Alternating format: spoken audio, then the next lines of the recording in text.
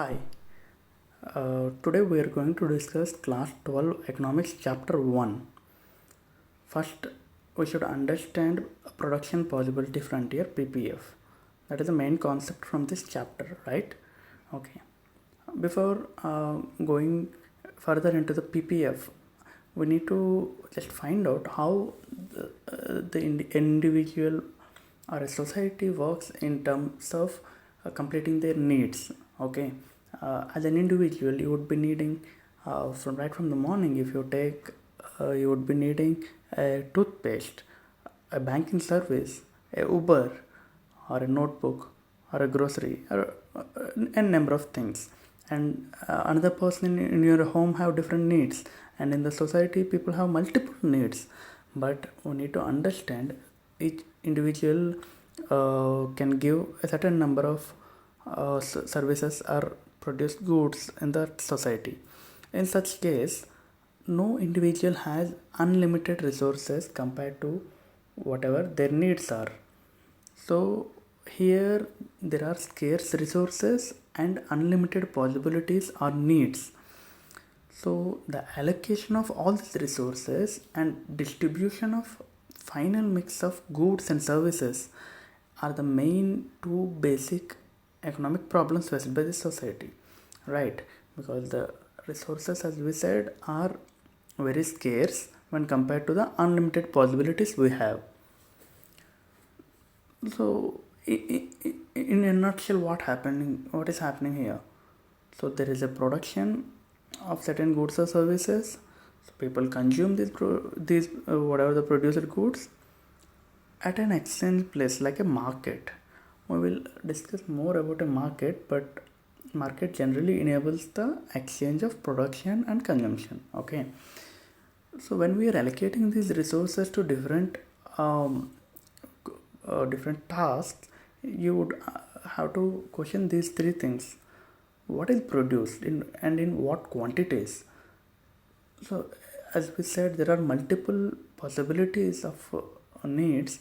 We have to understand what is to produce and what to avoid. And when we are producing 2 3 goods or n number of goods, you need to understand how many of each should be produced, right? So after this, how are these goods are produced? These are man-made or machine-made, use a specific technology, or these methods are efficient or not. So that question to be asked. And for whom these goods are produced? Is the goods are produced for the people in this society or in another society, or the demand is there or not? Fundamental questions to be asked before proceeding to allocate the scarce resources and produce a good or service, right? We are clear now. So we are heading to the main topic of production possibility frontier. So there are 5 possibilities listed here. There can be n number of possibilities with n number of goods and services, right? Here we are just taking for simplicity. There is a corn and a cotton are the two goods to be produced in a society. So when you produce 0 corn, you can produce 10 cotton bales or whatever it is. And when you produce 4 corn, all the resources are utilized and you cannot produce any cotton. In this situation, how you allocate the resources to produce 2 corn and 7 cotton is what is our production possibility frontier. So with all the limited resources, we can actually have here cotton, here corn, right? So at a possibility A, this is A, here there is 0 corn and some cotton, and a possibility E where there is 0 cotton and some corn, and there are multiple points here mentioning what is the corn and cotton production.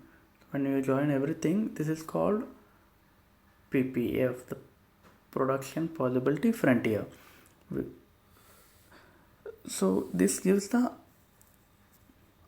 final output when you utilize all the resources in your ecosystem, and whatever the area beneath such frontier may produce a lesser number of these goods and services. What could be the reasons?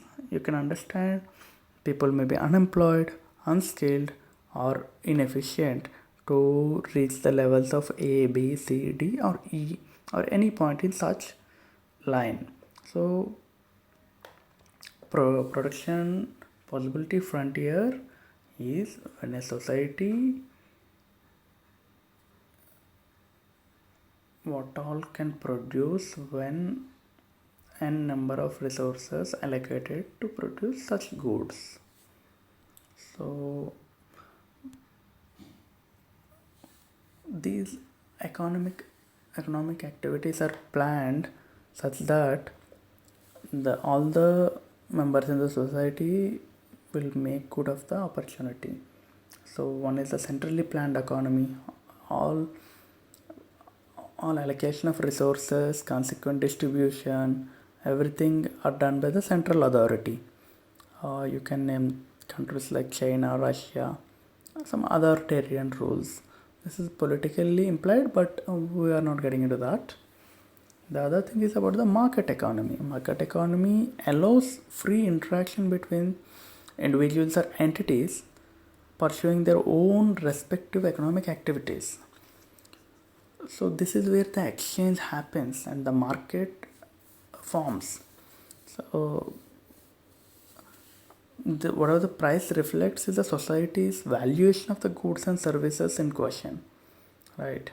But in reality, very few centrally planned or market economy based economies exist.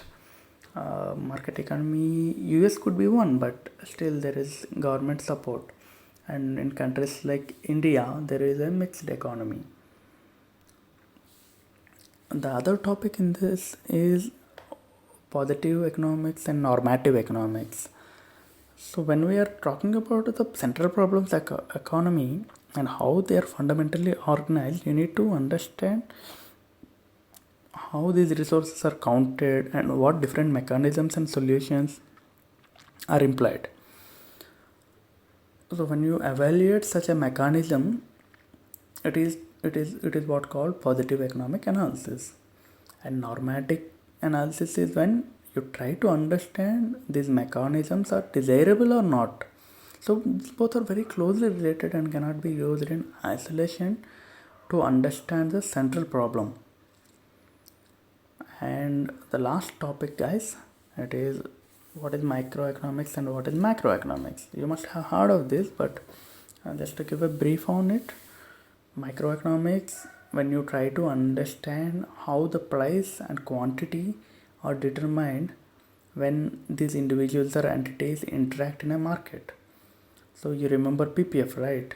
So you will ask what is the total output of an economy, which resources are employed, whether we can increase the output or not, whether people are unemployed. This is all comes under microeconomics.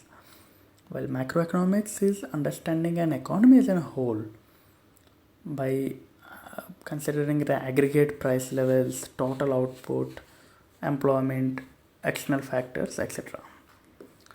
So this is it, guys. For more videos, visit Vidshala YouTube channel. I'll come back with chapter 2 in due course. Thank you.